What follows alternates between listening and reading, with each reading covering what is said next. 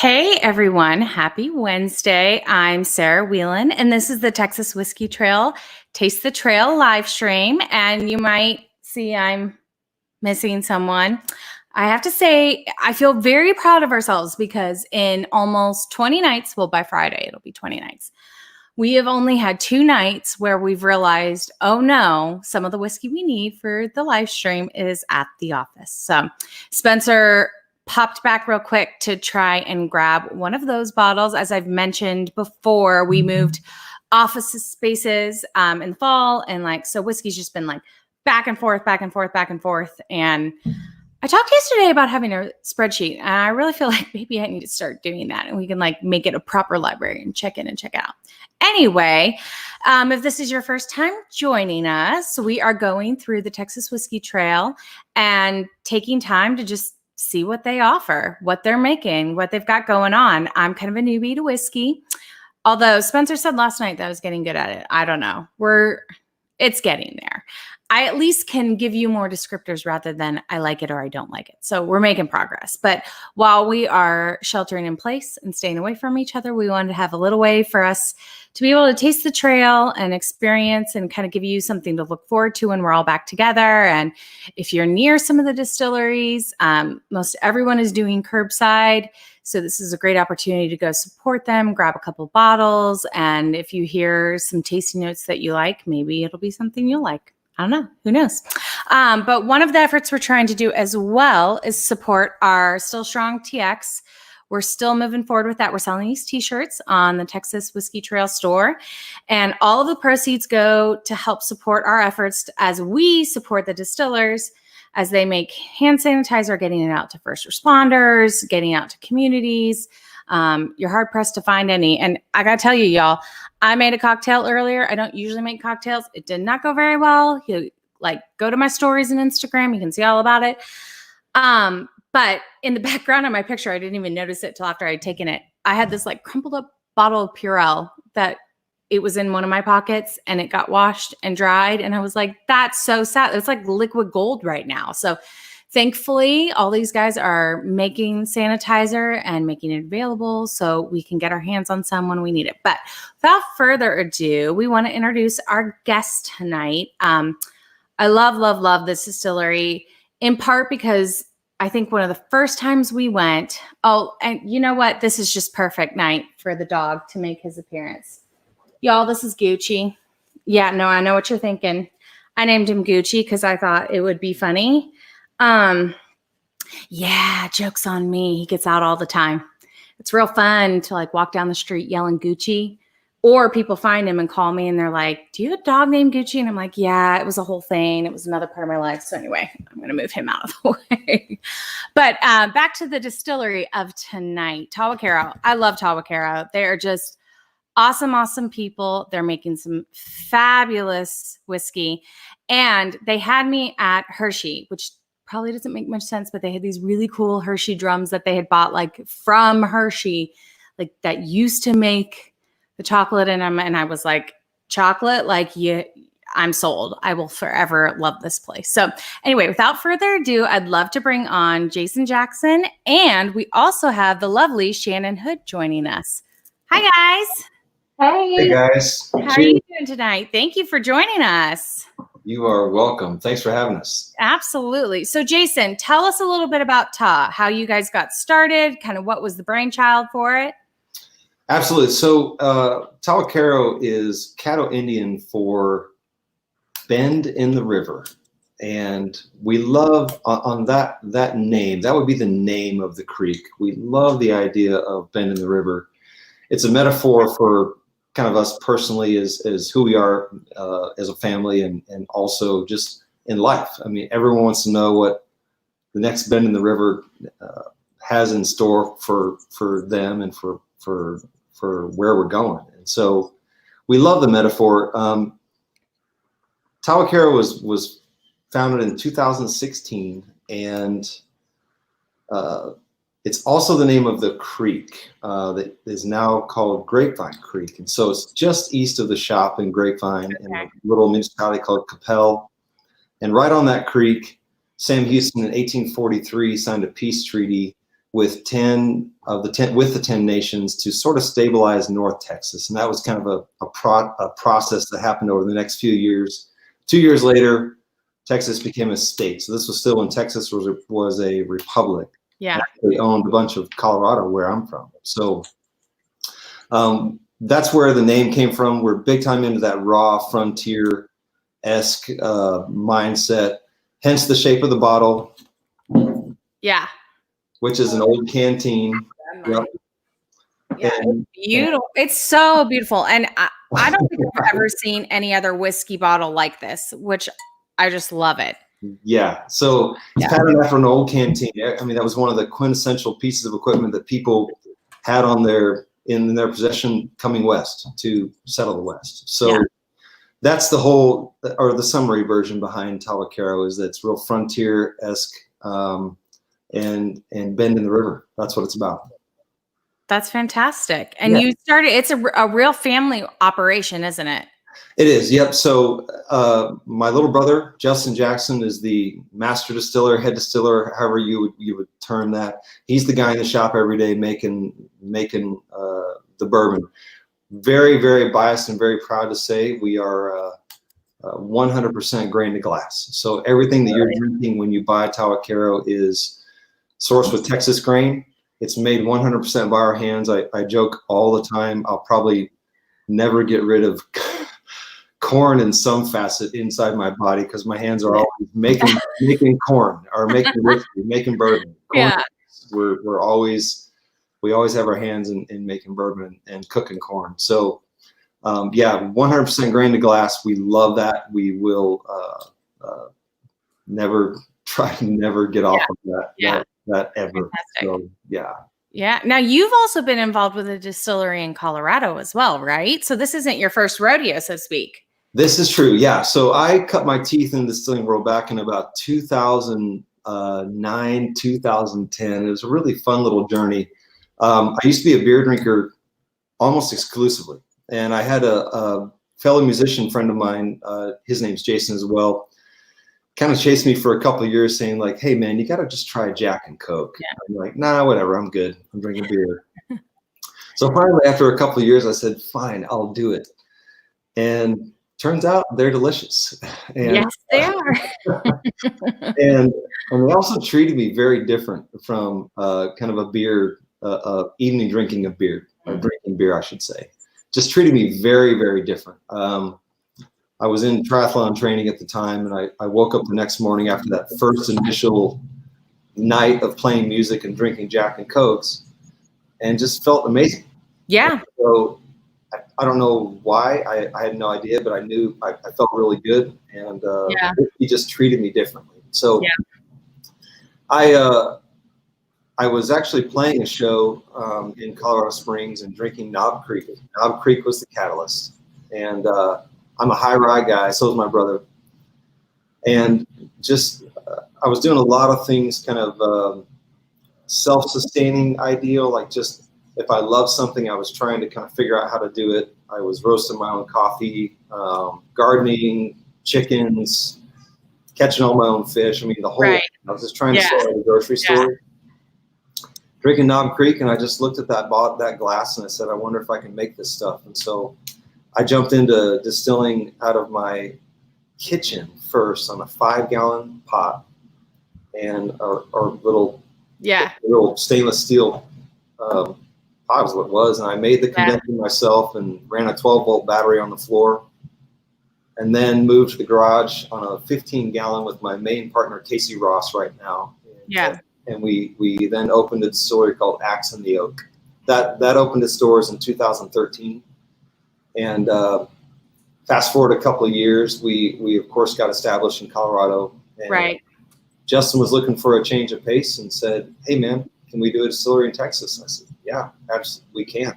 And so, he lived in Grapevine, so we relocated out here to help him get off the ground. Spencer! Hey! How's it going? Hey! Awesome. I didn't mess anything up. Sarah got it right. So we relocated out here, and my family, we love Texas. love it here. We all were just so tired of being cold. Yeah. We'd skied our legs off, done everything that it had to offer, rock climb. I mean, everything you can imagine. Mountain climbs. It's a beautiful, beautiful state, and I have a really important community to me back there and our family. And but man, do we love Texas. I love the heat. I like sweating again. Yeah. I know it sounds, yeah. That's easy. But well, we're really love having you here, and we're very glad you came down and started distilling here. I appreciate that. And so we're just enjoying the Texas mindset and kind of that rough and tumble, raw. A friend of mine, Kelly Sparks, Shannon, Kelly said, "We're the nicest people you'll ever meet, and we'll also punch you in the face if we have to." And I just right. I love the mindset, and it really fits who I am as a person, and I'm just really enjoying it here in Texas, and meeting a lot of people who are very passionate about what we do. Yeah, distillers, Spencer and Sarah, and of course Shannon. And so we love what we do. We want nothing more than to surround ourselves with great people. Cheers to Shannon and you guys for being a part of what we get to do, and we love it. So there's the summary. I love it. Well, and let's talk about Shannon. Oh, I love Shannon. Cheers. We are so fortunate and so lucky to have her as part of our team. Yes. I mean, I don't have enough words. Yeah, absolutely. So Shannon and I were buddies at Bourbon Women last year. So she went to, we've talked about it earlier this week. We went to the symposium in Louisville, and it was awesome. And I was just like, I just was in awe of Shannon. Like, I had seen her online beforehand, and she was really involved with different things. And she just came, and she just was up for doing whatever, any adventure. She hung out with everyone, made friends with everyone. It was awesome. So Shannon, how long have you been like a whiskey lover, connoisseur, expert, specialist, everything? Well, maybe my whole life. I grew up always loving whiskey, drank whiskey with my grandmother. When all my friends were drinking beer and wine coolers, I was drinking whiskey. Yeah. I love that. And when did you come on board at Ta? It was this year, right? Just this year. I met Jason a couple of years ago. I'm a part of East Texas Bourbon Society, and I had met him. He was with a liquor rep friend of mine in town, trying to get Ta and I think Axe in the Oak in restaurants and bars. So I made him come talk to the Bourbon Society, and we've been friends ever since. And I kept telling him, one day I'm going to work for you. I'm going to have a whiskey job with you. Just got chills. It's amazing because like my history meeting you guys was actually the same night. I met you both the same night at the East Texas Bourbon Society Bourbon Shoot-Off. I didn't realize that. Yeah, it was at the Bourbon Shootout where I'm sorry, I'm blanking on names all of a sudden. Whiskey Bible, Jim Murray. Jim Murray did his tasting at the East Texas Bourbon Society. And that was actually, tell me if I'm wrong, Jason, but that was batch number 1, the very first thing that you guys ever did. And then you immediately gave it to the top whiskey reviewer in the world, right? It was. Yep. It was. That's exactly how it went. That is exactly how it went. Yep. That was a very interesting night. We'll just leave it at that. I talked about that earlier this evening at the Bourbon Women. Okay. Happy hour. The thing was, they raised a bunch of money for charities, which was super, super cool from East Texas. So great night. Great. It was a great and epic. Let's just put it that way. It was long, very long night.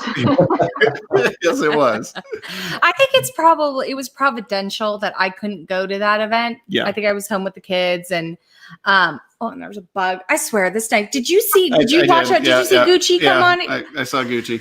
This is one for the books. Yeah. No, but that was probably very good that I couldn't go to that one, because I would not have had the appreciation for the time spent mulling over all of the whiskeys. Yeah, I think if you want to read more about it, go and read the Texas Monthly article called "The Great Texas Whiskey Boom."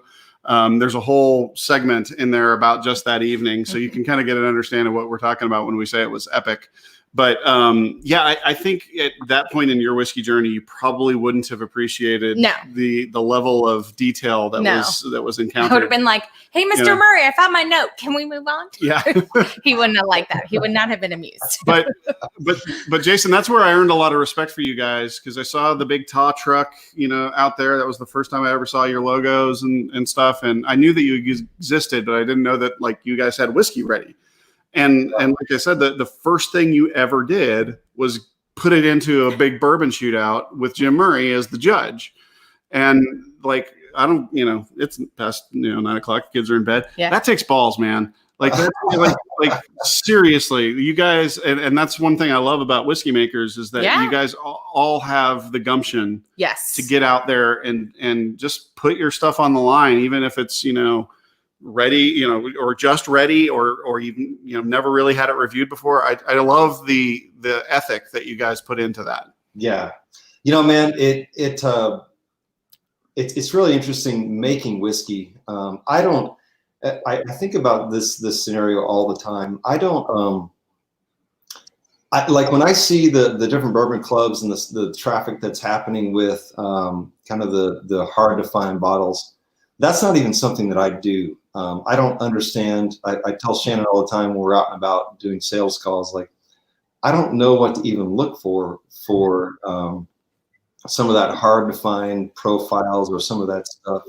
I really believe in what I make and what my brother makes. I mean, the recipe that we came up with, there's been times where I've tasted it at 4 weeks old, 6 weeks old, where there's just something to it. And I don't even really buy whiskey that often unless I'm just really curious, because what we make at Tahwahkaro is a 4-grain variety, and then of course the Colorado distillery, what we make there is a high rye.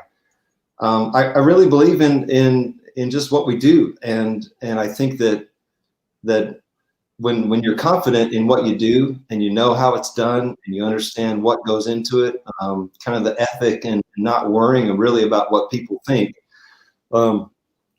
shines through. And therefore we're ready and willing anytime to kind of put our bourbon up against any of them out there, because I like it. I know what really bad whiskey tastes like. I know that. I think we all do, right? Yes. Yeah. And I know, and there's no questioning ever where it's let me give you a good example.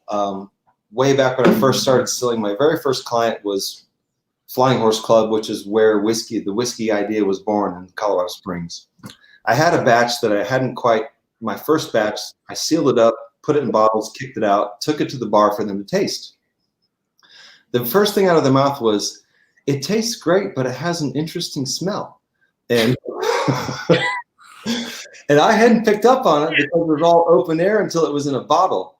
And as soon as I took a sniff of the bottle, I'm like, no, that's not right. No, we're pulling it back. And I took all the samples that I had and went back to the shop and found out it was just a sour barrel. Yep. Okay. Batch, I hadn't picked up on it. Yeah. It had gotten in bottles, but we know as distillers, guys, what we would consider as good. And I've had a bunch of really tough, toxic whiskey out there where it just burns your face off and you're like, what is that? Yeah. So we're very confident in what we do. And I think probably all the makers in the state feel the same way. We're very confident in what we do. And we love what we can do. And so, let's roll. There are going to be people that don't like it. There's going to be a lot of people that love it. So, well, as Charlie says, go big or go home. And that's, that's right. There ain't no doubt about that. Yeah. That is a Texas ethic as well. And, yep.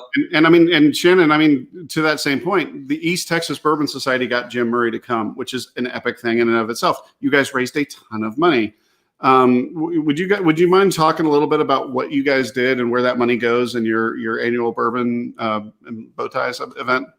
Yep. So that money goes to a children's museum in Longview, Texas, to upkeep, pay for the building, add new exhibits.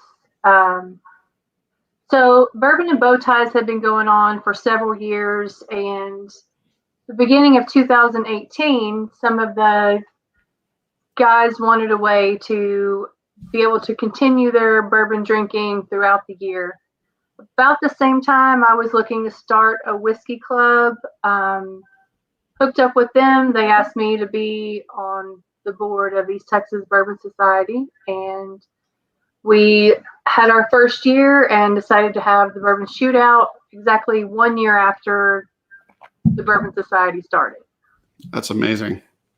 Well, it was fun, and like I said, the best thing that came out of that was meeting you guys and getting to kind of hang with all of the distillers around the state, because it was one of the first times that I feel like a lot of the Texas distilleries who usually weren't talking to each other, we kind of all had this shared experience of making it through this epic evening, and it was an amazing night. But we should talk about the whiskey.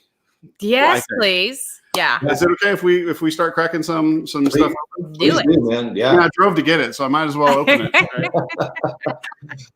I was telling him, I was like, 2 nights out of 20, provided we don't do that over tomorrow or Friday. We don't do the same thing. That's not so bad. It's not that. It's not so bad. It's not so bad. We have a lot of whiskey bottles right now. Yes, we do. Most of which are archived ones. But I actually pulled this one. I didn't leave this one in the archive because I think I have batch 1 or batch 2 in the archive for you. But I have batch 4 right here.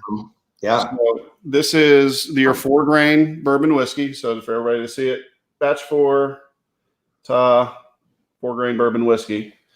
And this is probably the one that's the most widely available. Is that true? Yes, that's true. Yep. So we should start there. Let's do that. And I should say, I love your all's logo and I love your merchandise, which seems like a weird thing to say. Yep. But seriously, like the shirts that you guys get, I wear my Taw shirt all the time. And I love it because my son he's 5 years old and he'll look at me kind of in the mirror and he's like, why do you have a shirt that says hat? I'm like, well, let me tell you. I believe I've even worn it to school events and been like, oh, I don't know if I should be wearing a whiskey shirt on school property, but so far so good. But that is another great way, folks, for you to support these guys and all their efforts, which, we didn't talk about the sanitizer stuff that they've done. Well, would you guys like to talk about that? Yeah. Sure. Yeah. We are in production of sanitizer and are just, I don't want as this whole thing unfolds, we're helping people that have kind of reached out. So, we have we're going to Ronald McDonald House in Dallas tomorrow to deliver some sanitizer, which we're really excited about. Brandon up at Lone Elm and I are talking about, I think it's a senior citizens facility up near him that we're going to do something kind of a co-op with. We've also donated to several fire stations and local fire stations for them to be safe and have what they need. And there's probably a bunch that I'm missing on there as well. And then we are also selling some of it out of the shop. So definitely you want to come by and get some. We've got it. And or find me. I've got it. Or find Shannon. That's exactly right. And then for your insides, whiskey is an amazing sanitizer for the insides too. So or at least for the sanitizer for the soul. That's right. Just to be accurate, whiskey will not kill COVID-19 if you drink it. Just please don't do that. Please don't do that. But look, it's not easy doing what you guys are doing. This, as I've talked about ad nauseum, the restrictions, the rules around it, the changing rules during the crisis, it's all been very difficult. But the one thing that distillers are really, really good at is making alcohol. And then usually it's turning that alcohol into something that tastes great. Yeah. Now you have to make something that tastes bad and just kills germs on the outside of your hands. So we also have their rye. Mm-hmm. So as if you've watched Rye malt. their rye malt. Okay. I'm still learning. I see rye and I stop. I just see rye and I'm like, oh, I'm gonna like it. Yeah. Because I usually do. So you're pouring, but I want you to then mix it up, because if you've been watching and following along, you know that I don't even know how many times now I've mixed up a bourbon and a rye. Yes, several times. So I want to try smelling and mix this one up. You don't I think you'll get this one right. Okay. Oh, see what I love, Shannon. She's so great. Thank you for believing in me. The other thing I love about this bottle is how you can hold it to pour, right? Yeah. Like just being able to like hold it at the base of the bottle like that. It is like a canteen. It just feels right, you know? Yeah. Well, you guys made it into the not this last year, but the year before, the Houston Whiskey Social. They're like at their recap video that's like a minute or less long. And you guys got a serious spot in there. And I think it's because the bottle is so cool and the pour shot is just amazing. So that was really fun. Yeah. So I'll let you pour and then I'll close my eyes and you can like do the whole moving them around. Yeah, mixy epi. Mixy epi. So why don't you guys, Shannon and Jason, why don't you tell Sarah what she should be looking for in terms of flavor notes on the rye versus the bourbon, and the rye malt versus the bourbon? Yeah, I'll start with the rye. Shannon, you want to talk about the bourbon? Sure. So the rye is going to have, on the rye, there's going to be a finish that's going to be slightly chocolate, and it's also going to be, and I'm horrible with some of this kind of stuff, but I always get a little bit of malt or graham cracker on the finish, I want to say. And again, I'm terrible with this kind of describing things. A lot of dark berry, kind of dark fruit, and it's going to have some pepper and some spice, of course, because it's a rye. I love the finish on the rye. Yeah. Love the finish. Yeah. And it's really going to what the rye malt. When you say rye malt, that's not something you normally see, like a rye malt whiskey. That's exactly right. So I can speak a little bit to both of the spirits. Both of the spirits, the bourbon and the rye, we're really not trying to think out of the box because we're all kind of federally regulated for recipes. But there are not very many rye malt. There's a lot of rye whiskeys in the world, of course, but there are not very many rye malted whiskeys. So basically, the rye has been sprouted prior to us cooking it. So it's a completely different flavor profile than if you were just cooking a rye berry right off of the husk. The grain has been hydrated, sprouted. It's actually started to grow a plant. Then they turn that off, and then we cook it after that. It brings out a lot of different characteristics. So don't quote me on the number, but we're thinking somewhere 6 or 8, maybe a few more now, because I think there's going to be some traction with it, and there has been some other people releasing some things. But 6 or 8 maybe in the world rye malted whiskeys. Again, a lot of rye whiskeys, but only 6 or 8 in the world that's a malted rye. Well, and I think it's important for people who don't know the regulations like you guys do, is that a rye malt, to call it a malt whiskey, it has to be malted at 51%, right? At least the grain mash bill. Because we tried dabbing. So 51% of the grain that goes into in it has to have been malted, which is where it's allowed to sprout. Right. So if like a malt whiskey is more than half the mash bill is a malted grain variety. So typically malt whiskey means barley malt. Right. This is a malted rye, so it's a rye malt whiskey. Okay. And it is 51. Well, what's the mash bill? Yeah, no problem at all. So 65 on the rye malt. Okay. 17% on raw rye, so unmalted rye, and 17 and 65. I want to say it is. Man, I always get the numbers. It's 12% between corn and wheat, and then like 1% malted barley. And I think that all adds up. In fact, I know it does. For the enzymes there on the malted barley, you're getting you're getting that enzyme package from the malted barley to kind of help the fermentation and everything else, right? Well, I can speak that a little bit, Spencer, real quick. We don't necessarily need it. because it's already malted. So anytime you're cooking a malted barley or a malted grain, you don't have to cook as hot as if you're cooking a raw grain. So all the sugar is already transferred in any kind of a malted whiskey. So now on the bourbon, the barley is the conversion. That's what's taking the raw grains and switching that dextrose over to sucrose. On the bourbon, the barley does that. But in this case, we're only the malted rye is transferring the raw grain as well. Okay, yeah, that's good. That's something new that I've learned, because I thought that the malted rye didn't have as much enzymes as the malted barley, so you still needed the barley. But that makes sense. You know, it's interesting, and I appreciate the question. The malted rye that we get out of Tex Malt, they call it diastatic power. The DP on it is actually maybe 10 or 20 lower than the malted barley. It's really, really high. So it's got a really high conversion rate for it on the point scale that I don't want to, I can geek out on all that stuff. Yeah. We won't, but the power of the malted rye can convert just like a barley can, not to some extent, but so we don't necessarily have to have the barley. It's already done. Well, shout out to Tex Malt for doing an amazing job. They're another member of the association here, so they do some amazing maltings across the board. I mean, I'm like almost every grain they have, they figure out a way to malt it. You know, they do. So on the nose, can you tell on the nose? Because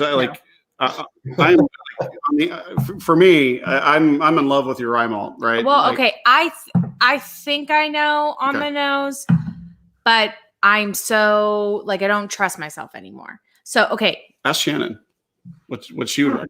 Well, I want to hear her description of the bourbon. I feel like that might help me further narrow down, because I think bourbon is a 4-grain bourbon. So you're going to get your traditional corn, vanilla, caramel taste. You're also going to get a little bit of smoke, a little bit of spice. The bourbon is 96 proof. The rye is 115. I actually think that the rye, being 115, actually drinks a little smoother than the 96 proof bourbon. So you might not be able to tell just off the. Well, and I added water to one of them, which I probably shouldn't have done, but I was curious. Yeah. What do you get on the palate, Shannon, with the bourbon? I get the sweetness from the corn. I do get a little pepper spice from the rye. I think the wheat kind of softens it, rounds it out a little bit. Yeah. So it's going to be a little bit different taste than what you might think of bourbon, since it is 4-grain. There might be a little more complexity there. I think there's another 4-grain bourbon in Texas. That's Balcones 4-grain bourbon. And it's in that same kind of ballpark of there's more complexity there than you would expect out of a bourbon tradition. Right. Okay. I'm just going to go with my initial, I'm just going to go for it, because I think I could talk myself. I think this is the rye and that's bourbon. You're right. Yeah. I knew you were right. Shannon, you were right. I never should have doubted you for a second. Thanks for the vote of confidence. Yeah, look, he's playing you a song. I know. Yeah. This may be my favorite single comment of this entire thread so far. Nerds. Yep. Takes one to know one, James. That's right, James. Takes one to know one is all I got to say. Charlie. Yeah, Science. Charlie, that's why I say it all the time. Is James Probst Guild? Yes. James is Probst. I met James today. Hey, James. Good to see you, man. Or good I think I saw in the comments earlier that he drove up from Austin today to bottle. Oh, wow. Fantastic. Well, look, I got to agree with Matt here from Whiskey for Sitting Here. You know, it's so good. Here's okay. So obviously I work at a whiskey association and work on the trail, and we have lots and lots of whiskeys all the time. And one of the hardest things that I have to do is when I try a new whiskey is I try not to love it just because it's different, but that is that's where I am in my whiskey journey is if it's different, it's memorable. And what I love about this is that it smells like nothing I've ever smelled before in a whiskey. It is completely unique. And I remember it like I remember it like the first time you guys gave me a sample way back when, and the nose is the same, and I'm like, man, that is so iconically Tahwahkaro. Well, and I remember when you had it for the first time, when you had the rye, and how much you talked about it. Like it is just absolutely unique in every single way. Yeah, and damn good. It is damn good. And we super appreciate that. I will take none of that credit. My little brother has always just been kind of a guy that's just said, hey, here, and to give you a little of that backstory, me and him are both very, very high rye guys. We love that big pepper and that warm sweetness of the corn. Yeah. And two of the other sets of brothers, or the other set of brothers, Jason and Chris Vivian, in the company, they are very more wheated bourbons. So the Pappy, the Buffalo Trace, so all of those profiles. And so my little brother just, in the vein of course, I'm coming off of a high rye distillery in Colorado. Right. We're trying to do something a little different here. Number one, because we need to do something different because of I'm on paper on another distillery. Yes. He just came up with this concept of, hey, what if we did a 4-grain? There aren't very many of those, and literally, guys, I wouldn't say this lightly. The very first time we ever cooked a batch of mash and we distilled it, we knew the first one. There wasn't any refining. The first recipe that we cooked in the 4-grain iteration was a hit. And we knew right out of the gate, like, this is the one. This is what we've been looking for, to kind of go not outside of the bounds, because, again, we're all federally regulated to hold to certain recipes in a sense. Right. But the nuances in the recipes can change a little bit. And so, yeah, Justin just hit it on the head. So leading into wanting to make a rye, same concept. Well, hey, there's a ton of rye whiskeys out there. What about a rye malt? And what if we did some subtle differences to it to really round out that profile so it's not so peppery and it doesn't have all that big rye spice, or it's not just like drinking a chocolate bomb, with just a rye whiskey or a malted rye whiskey. Right. Add a little corn, add a little wheat, do some malted barley to kind of give it some complexity. So we love the idea that we, as you guys mentioned, the bourbon, of course, has a very round and circular profile. It's very complex. The rye is the same way, very complex, a lot going on, and we love that. We love it. That's why I don't drink much else. Yeah. Well, and Shannon, your description of the bourbon, I mean, that's what really helped. When she first got on the camera, I was like, are you at a distillery? And she's like, no, that's my living room. And I'm like, life goals, living in a living room like that. No, but Shannon, your description of the bourbon was like, that's what got me there. I thought this was probably the rye. Yeah. But talking about, how full body and robust it is, which it is different than I think what you initially, or what you're used to expecting from a bourbon, which had me second guessing. Yeah. That it was the bourbon. Cause I'm like, well, maybe I'm just tricking myself here, but yeah, you're totally right. Yeah. On the bourbon, I get like almost like a red fruit, like almost like a grape. Like there is a dark fruit in there in some way, shape, or form. It's not the traditional like maraschino cherry that you would expect from like a Kentucky bourbon. Yeah. It's deeper and it's darker and it's a little bit more complex. And what I do love about both of your whiskeys right now is that they are so challenging on the nose, like to place where you remember those smells, right? Like, or if you've ever tried to recall, nosing notes, they're really, really difficult to place them, but it makes you work. And then you go onto the palate and it's just like, oh, that's a friend. I remember that, like it's just kind of like, it's like meeting a friend that you haven't talked to in a really long time. You just know that that's something that you can do and you can sip every night, Yeah. Awesome. Yeah, you're getting a lot of praise in the comments as well. Saying that you guys are one of the best distilleries in DFW. Oh, that's awesome. And love this is a great comment, saying absolutely agree, getting straight from the barrel. One of the things that I love about you guys on the trail is that you really do give visitors this amazing experience, which is probably like, you talk about authenticity. Yeah. It is, you are talking to the people making it. You are taking the tour with the people who make it. You are experiencing the room and the flavors and the aromas from the room, and then you take it home with you when you have it. Yeah. Would you talk a little bit, either of you, about your kind of philosophy on working with, your fans and the people who come and see you? Yeah. It's just a blast. It's just that easy. It's like a big family. I feel like, especially pretty much everyone at the distillery is all a family, and I'm kind of the first one coming in that's not part of the family. They've always made me feel like I am part of that family, and I think everybody that comes to the distillery also gets that feeling. Yeah.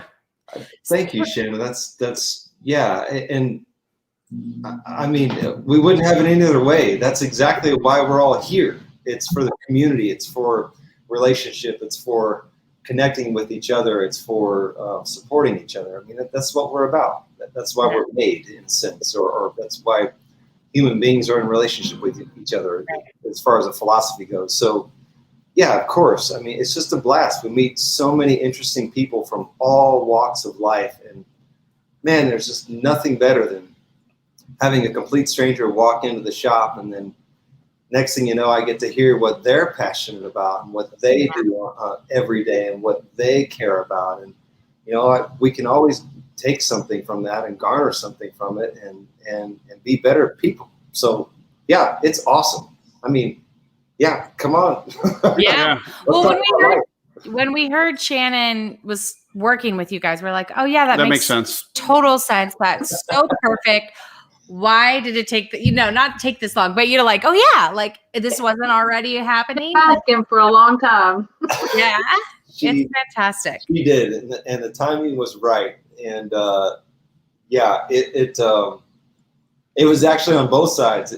She was talking to me about it all the time, and I'm like, hey, I will let you know. Yes. Will let you know. And it was just again, we're so fortunate to have her type of people in our life. So well, Trey says, Trey Kuntz says, I can attest to the feeling of a family member. They're so open and friendly. Yeah. We were up there for the North Texas weekend, the trail, North Texas Trail weekend, and which feels like a year ago now, but it was just like last November. Like November, December, something like that. It's a totally different world now, it seems. But like it, I think Renita completed the trail that day. Oh yeah, there was a whole group of people, probably like 20 to 25 different trailblazers that were there at the distillery that day, and it just felt perfect. It was a nice, cool, crisp day outside. You guys had the garage rolled up, beautiful breeze in. You could smell everything mashing and cooking, and then we got to taste, and you shared that same sentiment with the whole group at that time, and. I really appreciate what you guys are doing. It's not just family because you guys are family, but it's family because you guys extend that out. Absolutely. So, but I have a very important question. Yeah, she does. He's like, oh crap, she must. No, I think I know. Oh, you do? Okay. Go ahead. What have you done with those Hershey drums? I knew that was going to be. I knew it was going to. Oh, okay. So to give you that little bit of backstory, we're looking to increase production, and so we're on a 400-gallon system currently, and we're running that once a day. We can go up to probably twice a day for a couple of days a week, just as we figure out how to support that. But we were looking for a way that we could increase production without necessarily having to increase the workday hour-wise. And so adding bigger pots or more pots, more kettles made a lot of sense. So scouring the internet, we came across 8 Arthur Harris stills out of Oakdale, California. And Arthur Harris was one of the country's premier coppersmiths back in man, I want to say the early 1900s through maybe the 80s. And Vendome actually had a couple of stills patterned after some Arthur Harris work. They were based out of Chicago. And these kettles in Oakdale were in a defunct Hershey's chocolate factory. It was Hershey, or Pennsylvania and California, that was making chocolate. These were the milk chocolate kettles. So they were 400-gallon systems, pressure vessels. And we, a company called Sconza Candy owned them. They were kind of the new company that had bought the old Hershey plant and still making chocolate and candy for a bunch of people around the country and the world. They just made us a deal that we couldn't pass up. I mean, I want to say sort of pennies on the dollar, I guess you could say. So we bought 7 of those 400-gallon Hershey chocolate milk condensers, and they were from 1961 and 1964. So wow. They were decommissioned in, I believe, 2008. So pretty much the story is from Sconza Candy. If you ate Hershey's chocolate prior to 2008, it started out probably in one of these pots, one of these kettles. Oh, and, that's cool. I feel like I should have my picture taken next to one. Yeah. And then with that purchase, they threw in 7, or not threw in, but we came to agreement on a really cool piece of history. They threw in 7 candy coaters. So they're these huge copper pot vessels that are they're rollers, right? Like candy rollers. Yeah, about that big around. So what you do is you take like a peanut M&M, the coated, it's got the chocolate pressed around it. Yeah. You throw it in there, and then it would actually coat and put the shiny surface on the peanut and M&M. That's and get cool. finished. So we have 7 of those that we'll use for kind of decoration, just to tell the story. But we immediately sent 2 of those kettles to Vendome Copper Works in Louisville, Kentucky, and had them completely refurbished, pressure tested, legs added, towers built, 6-tray whiskey towers built for them. And so we have 2 vessels that we are waiting for the next phase in Tahwahkaro's production. Obviously, after all this funny stuff gets back to normal, we will, not funny stuff, that was the wrong word to use. After all of the stuff gets back to normal, we will be implementing those at some point. So 2 of them sitting in Rockwell right now, ready to go. And it's a matter of timing and once hopefully the world gets back to normal in some sense, if it ever will. Well, we'll be taking them off. Yeah. Shannon and I went to Vendome while we were at Symposium. Yep. We both took a hand at welding. Oh, those welders, they were they were just like women in there descended on us. This big old tour bus of women get off, and they immediately give us a drink. I mean, like, you know. And then they asked you to weld? Oh, yeah, really? Let's take a turn. Well, I don't know if it's sound safe. Well, we got to use a hammer, or you hammer the. Okay, so you didn't have a welding torch in your hand. No, one of the guys had a welding torch, and we like pretended to hammer. Like, oh, this is cute, ladies. Yes, you help us. It was very fun. They are awesome. Vendome is very close to our heart. Those guys are a family-run business and hard-working folks. They get to it, and they do some of the best work in the world as far as we're concerned. Oh yeah, they had some beautiful stills that we got to see. It was really, really cool. Yeah. Well, they're awesome. Brad says biochemistry and history. He's glad he tuned in. We are too. You guys do have a lot of history for a very young distillery. You got a lot of you have the history of the distillery itself and the name and everything, but you also have the history of coming from another distillery, coming from Colorado, and understanding the differences in the different distilling worlds, so to speak. Sure. And then all of the brothers that you guys have, you guys got like history within the family. It's actually pretty impressive. You guys were talking about Grapevine, and that's where you are now. And the Grapevine area, actually Jamie Beal, who's at Treaty Oak, says she grew up on Grapevine Lake. And, says most of what I came from, most of who I am came from those sandstone cliffs. That is a very unique area of North Texas, isn't it? Yeah. I'm kind of new to the area. I'll give Jamie that story. Literally, we actually still had the moving truck. And one thing I love about Texas is that compared to Colorado, you can be on the water year round. Yeah. And I'm a huge catfish guy. I mean, I chase those things. Catfish and wild pigs, for anybody listening.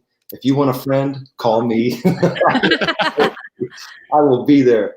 2 days after we moved, we still had the moving truck in the driveway. We just emptied it, and we're like, we're going to lake. We launched the boat, and I caught about a 25-pound blue cat, the biggest catfish that I ever caught in my life, literally that day. So I'm very familiar with Grapevine, and it's just it's a super cool place to hang out. It's we spent a lot of time on that. We've since moved up to the Argyle, Denton area, and Louisville, but Grapevine's really cool. It's a cool little community, and yeah, that's where my brother lives. He lives just right off the lake, maybe I don't know, a quarter mile or so, something like that. So yeah, we're very familiar. Yep. And it's a beautiful area. I mean, I grew up in Plano, which is not quite as pretty as Grapevine Lake, but I mean, they call it Plano for a reason, right? But at the same time, I know the area very well, and like I grew up knowing that Grapevine was a place for wine and stuff like that. So it was nice to see a distillery in the area that is close to DFW. So if you're from out of state, you can fly into DFW and go hit Grapevine, and you're right there. And Spencer, let me speak to that a little bit. In Grapevine's history, it's really cool. Actually, Grapevine was founded by a family of Missouri moonshiners. There we go. Really? Yep. And that is in some of the annals of the history of Grapevine. And there was actually a postal route, according to a gentleman over there who's been here for 30-something years and knows a lot of the history. Again, I'm kind of new to the area, but hearing his stories, there was a postal route that everybody knew contained 12 stills prior or actually during Prohibition or prior to Prohibition, where it was kind of a postal route. Like you knew that in these certain little areas of Grapevine, you could get good liquor. Yeah. And then Prohibition hit, and all that was kind of destroyed or turned off. And this gentleman telling us this story actually has one of those original 12 in his possession. And we have been bidding and calling and trying to get to see that thing for a while, because it'd be really cool to tie into what we do. But Grapevine originally started as from a moonshine family, and there was a lot of liquor being made in this area. And then since then, it's kind of turned into wine country. Yep. See? That's so interesting. That's so interesting. Well, and Jason, it was meant to be. Jason kind of circles back a little bit talking about wine, like when you were talking earlier about how you got into whiskey because you felt better drinking whiskey than beer. I feel the same way with wine. I've never been a beer drinker. I had some gluten issues for a while, so I just didn't. I was like, I've got enough things that I try to not consume too much. I don't need to add another. No, but I love an amazing glass of red wine. But I hate the way I feel afterwards and the next day. Like, even if you don't drink that much, it's just. And that's one of the things I love about whiskey is I can drink it and not feel, as long as you drink responsibly, which that's what we advocate. Everyone drink responsibly, make good life choices. Yes. But yeah, like you can drink it and not completely ruin all the like good, healthy work you've tried to do during the week. And you're gluten-free and you're keto, and you can hit all of the fad diets in one drink. Yeah. Although if you make an old fashioned like I did earlier. Oh, okay. Well, then it did not go very well. That's what I had earlier. So we're coming up on the hour, but I do want to offer a couple of things up. One is I want to ask you guys, what are you working on next? You have the bourbon, you have the rye malt. I know that's not the end of your story. And I know you guys are working on lots of different things, but what are you working on in the short term? And then do you have any experimental things you're working on? Yes. So we have got several kind of fun little super special release special things happening right now. I've got I want to say 3 barrels in the shop right now that were ex-rye barrels that we emptied bourbon barrels into. And I'm really, really excited about what's happening inside of those barrels. They're probably about 4 months deep, and we're going to try and get through some of the summer and see what happens with those. So that'll be showing up possibly later this year for kind of the October, November, December release, just as a real special allocation. Secondly, we have a red and blue corn. So Bloody Butcher corn and blue topaz, both out of North Texas. And I think you guys had sampled some of that. Yes. You were there. At the North Texas event, I got some of the blue topaz. Guys, so good. It is delicious. And if I could, if I was a thief, I would try to steal that barrel. It is exceptional. It is really, really, really good. And we've got 3 barrels of that on age right now. And then we are actually doing a rye whiskey. So unmalted, super spicy, super peppery. I'm really excited to see what that has to kind of how it's going to show itself. I think with our yeast profile, it's going to be a really, really cool offering. It's going to have a lot of pepper, but it's still going to be very not so much punch in the face pepper. So I'm real excited about that. And then we were talking kind of with the times about making some kind of a sugar rum, molasses, something like that is sort of Texas sugar cane or Texas molasses.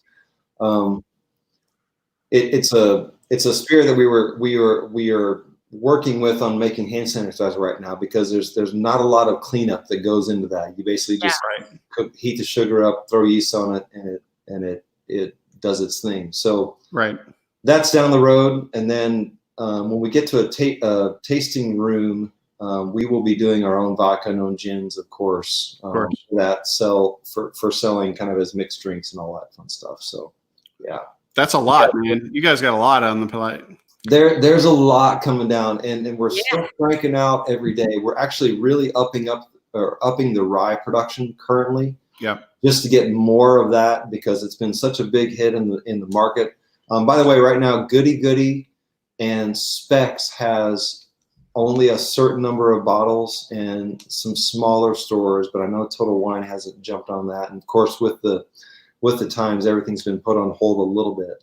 So I know you can get some of those things in Goody Goody and Specs, the rye, and then the 4-grain bourbon and a barrel strength bourbon in Goody Goody. We just shipped a new barrel too, and Total Wine also has a barrel pick of ours that's exceptional. A couple of them. So in fact, my favorite barrel went to Total Wine. So, So that's where people should go to support you guys right now through this. Oh, sorry. Go ahead, Shannon. No, I said his favorite barrel. It wasn't 67. 67. Total Wine. She's showing off now. She's like, Shannon knows her shit. I don't even have that. It's gone. I'm gonna bump him off you, Shannon. Well, I love it. So, but the best way that people can support you right now is to go to those, Total Wine, Goody Goody. You said Specs as well. Did I hear that? Absolutely. And if you can, go and try to order online for pickup at those stores, or get the bottles, because we need to support them. Buy some shirts. Do you guys sell that online? Yep. Yeah, we do all the merchandise. Definitely hit us up. Guys, join the trail. Please join the trail and come see us. We're going to start booking tours again as stuff opens back up. So awesome. Join the trail. Come say hi. We would love to just walk around the shop for a little while, crack open some barrels and see what they're doing. It's a really fun thing for us to do as well. Where we're like, hey, let's try 18104, and see what it's all about. It's a blast. So that's it. Join the trail, support Texas distilleries, and please come say hi. We'd love to see you. And I just, since you teed me up, let me just give a quick plug. if you do order a Trailblazer membership now, we're going to give you an extra 2 months. Yes. Because of the COVID crisis. Yeah. So you're going to get 14 months for the price of a year membership. So if you go ahead and do that, that'll get you some extra time to get on the trail. Sorry, Shannon, I didn't mean to interrupt you. Okay. I was just going to say, if you've been to a tour, you need to come back when tours open, because you'll be able to sample my baked goods at the distillery. Yes. Oh, y'all. Okay, we don't. I was about to put you on the spot, but I'm so glad you said it. We don't need to talk about anything else now except for I cannot tell you how many times in the last couple weeks. Bourbon brownies, bourbon fudge. They will all be at the distillery. I have dreamed about your cupcakes so much over the last 4 weeks. I'm like, if only Shannon was closer. Keto, forget it. Yeah. Like, if I had our cup, forget it. 600 pounds, here I come. Yeah, 600-pound life. That's life right. Goals. That's right. I'd happily do that with Shannon's cupcakes. But Shannon, like, why don't you tell people the kind of cupcakes you make? Because it actually is ridiculously good. Yes. We talked about it on the other podcast with Davin and the Real Spirits, but couldn't you tell people what you do? Sure. So I make cocktail-inspired cupcakes. So they are a 21 and up cupcake. There is alcohol inside and in the frosting. I try to mimic a cocktail and its layers of flavors and put those same layers of flavors into the cake itself. So an old-fashioned cupcake is going to taste just like an old-fashioned cocktail. Irish car bomb, White Russian, you name it. It's unreal. They're awesome. Yeah. Yeah. Well, John Hall says he needs a tour to finish the 2020 trail. Okay. He was actually going to come and see you guys right before the COVID thing broke out. He was going to beat everybody. Like days away. He was days away because we saw him at Balcones, and he was going to like get it in the next week or so. So he was going to lead the first person to complete the trail. So I think we're going to have to do something honorary when he comes and visits you guys. Yeah. Sure. Please. Yeah. Come say hi, John. Yeah. So. And Jamie Beal's been in the comments too. We're actually going to talk with Jamie tomorrow night with our Treaty Oak special. So we're kind of, finishing, going to finish strong with Treaty Oak. I guess I didn't have the card up there, but Jamie, we'll look forward to talking to you tomorrow night. Jason, Shannon, thank you for doing this. Yes, this was so great. Shannon, are you going to Symposium this year? Yes, I am. Yes. I get to go. Yay. He gets to go. I'm probably not going to go to Vendome and ask to weld while drinking, but we should get Lisa to come too. Yes, we should. Yes, that would be so fun. Yeah, let's do it. All right, y'all. So Jason, thank you. Say hi to Justin, Chris, the other Jason, all you Jasons. Yeah. We appreciate you. And in the meantime, again, what's your website so that people can visit you? Tahwahkaro.com. TAHWAHKARO.com. Awesome. Perfect. All right, y'all. Well, somebody was asking if you're going to lead us in singing a Tennessee whiskey or something on your way out since you got the guitar. No. I am not. No. He's not had enough whiskey yet. And JT, no. That's right. So just go to the website, buy a hat. It's my favorite hat, by the way, because when it says Ta, but when you look in a mirror, it says hat. Hat. Yep. Hit us up. It's the most literal hat in the world. Yeah. I love it. Thank you so much. I super appreciate it. Of course, Shannon, thank you for what you do. We love you. Guys, thanks so much. I'm going to call it a night. Yes. Take care, y'all. We'll Thanks, see guys. you soon. And we'll end on the video that we started with to give you a little taste of Ta. All right? Perfect. Thank you.